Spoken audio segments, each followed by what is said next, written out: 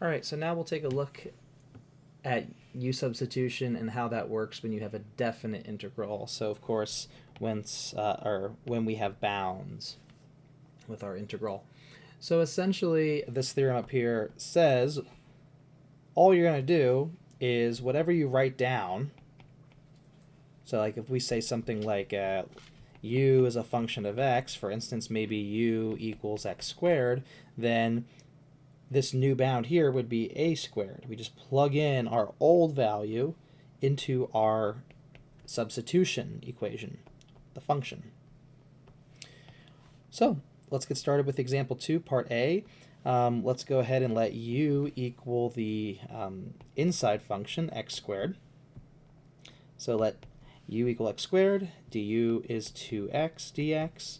We do not have a 2x here, so we can divide by 2 to obtain x dx, which of course matches.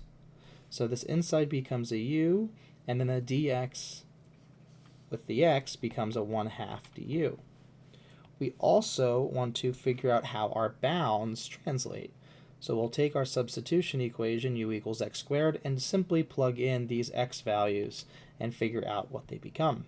So when x is 0, u is, well, 0 squared, so 0.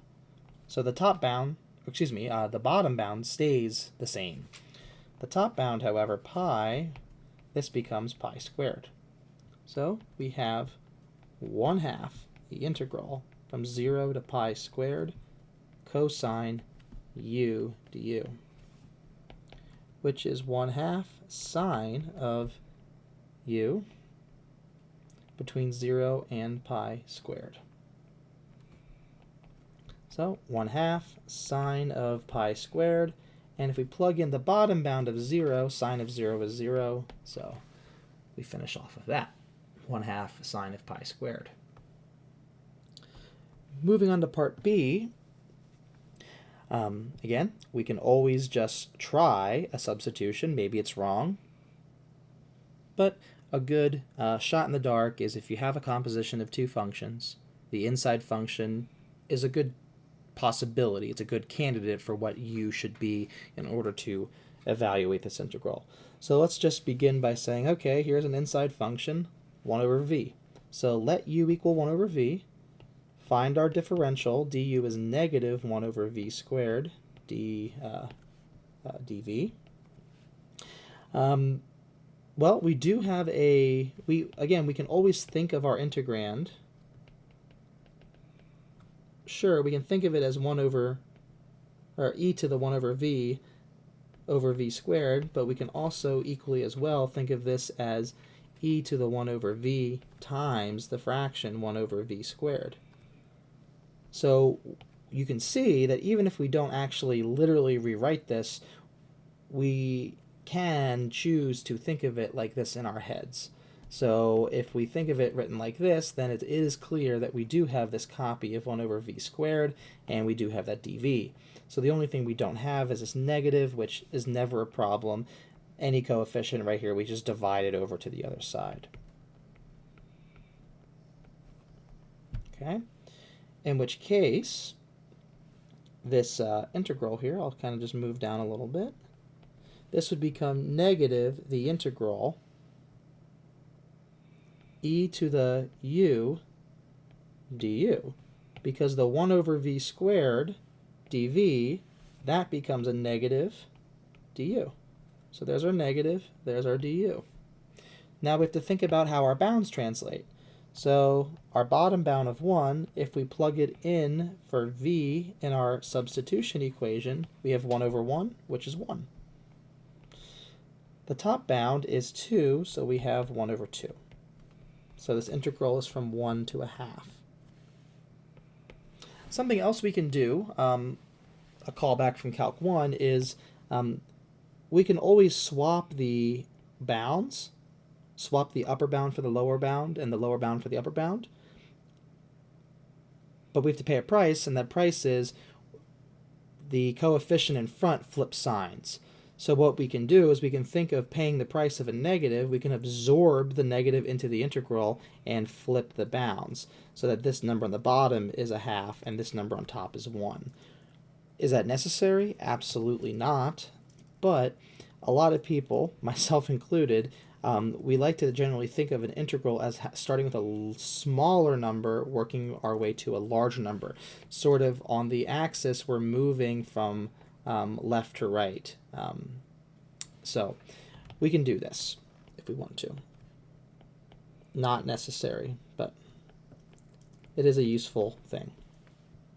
So we have the integral from 1/2 to 1 of e to the u du. Integrating, we get e to the u between 1/2 and 1. So this becomes e to the 1 minus e to the 1/2, which is e minus the square root of e if you choose to swap the fractional exponent back into a radical. A feature here that should be clear and evident now is the fact that, unlike example 1 in the previous video, when you do a definite integral that requires a u substitution, there's no need to go back to x land. You don't have to back substitute at the very end of your problem. Like if we look at the previous example, and all these integrals we did, we convert our given integral into a u integral. We compute the u integral to find the antiderivative written in terms of our new variable u, but then we have to go back to the original variable. So this step from here to here I call back substitution. You are replacing the variable you initially replaced. So you're going back to the original. That happens in every single u sub problem when you're doing an indefinite integral, so not a definite integral. That always happens. When you're doing a definite integral, however, your final answer shouldn't contain any variables. It should be a real number since it geometrically represents an area. So when you transfer your bounds of your original integral into the new set of bounds, these are u values. So once you have your antiderivative written in terms of u, you can just evaluate this using the fundamental theorem of calculus. There's no reason to go back to x. So just keep that in mind. All right, part C. We can do a u substitution here. Let u equal the inside function, a squared minus x squared. We can check that this substitution will work because if we do our differential, we have negative 2x dx. We might not have a negative 2, but again, we can always divide that over. And then we get an x dx, and because we have this matching, we know that this substitution will and can successfully rewrite this integral into this new variable u. So that checks out. So that will work. Let's figure out what our new bounds are. So if we plug in our lower bound, negative a, we will get a squared minus, sure, we have a negative squared, but that's going to be positive. So this amounts to a squared minus a squared, which is 0. And when we do the same for the top bound, positive a, we get a squared minus a squared, which is 0. So these two bounds, the lower and upper bounds, are equal. So I'll say bounds are equal. Whenever you have equal bounds, the lower bound is equal to the upper bound. This tells you immediately. So bounds are equal. So if bounds are equal, then the integral from, let's say, same thing, I'll just say capital A to A, doesn't matter what your function is at all. This is going to be 0. So the integral is 0 if your bounds are the same number. So although written in the language of x, these bounds are different, when we do this substitution, it transforms things in such a way that our bounds become the same number. There's a certain symmetry to this. So this becomes 0 by that fact. Geometrically, this is really saying what is the area underneath a curve between this x value a and the same value.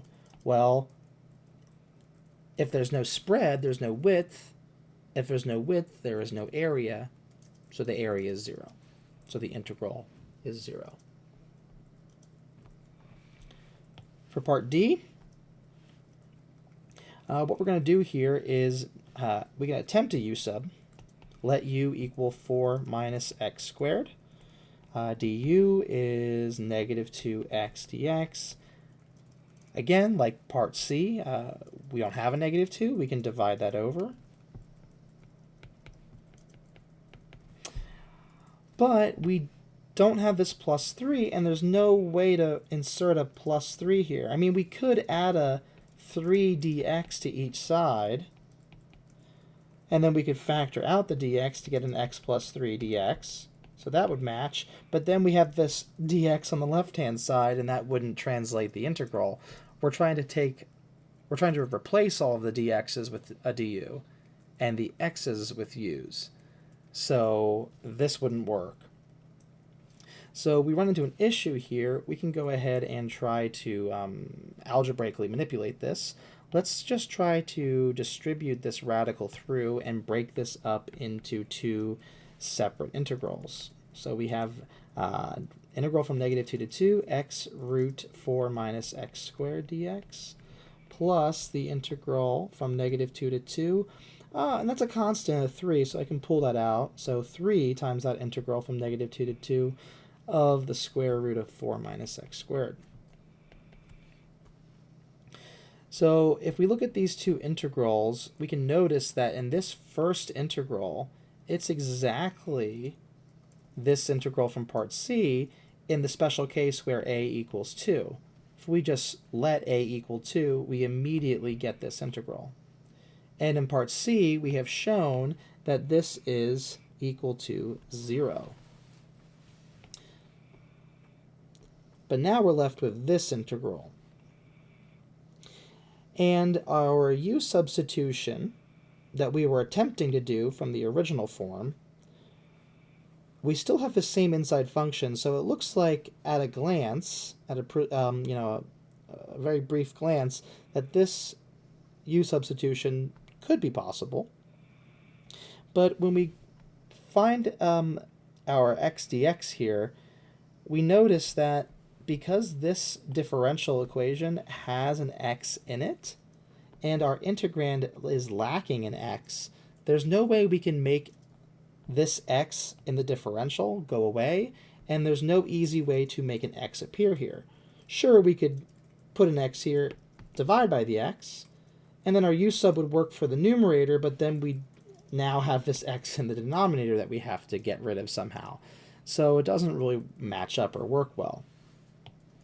If you are running into issues and you're not sure how to tackle a problem because your substitutions aren't working, you can always think about geometrically, what does this look like if we graph it?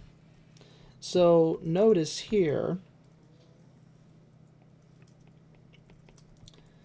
the graph, if we graph y equals the square root of 4 minus x squared, this really is just a semicircle. It's the top half of a circle of radius 2, centered at the origin. So the area of this semicircle we can easily figure out. The area is half the area of a full circle of radius 2. So half of pi times 2 squared, which is 2 pi. So this integral here, excluding the 3 coefficient, this is 2 pi. But times this 3, we will have 6 pi. So the integral itself is 2 pi, but with that coefficient of 3, we have 6 pi. So sometimes you can evaluate a definite integral without even calculating an antiderivative explicitly.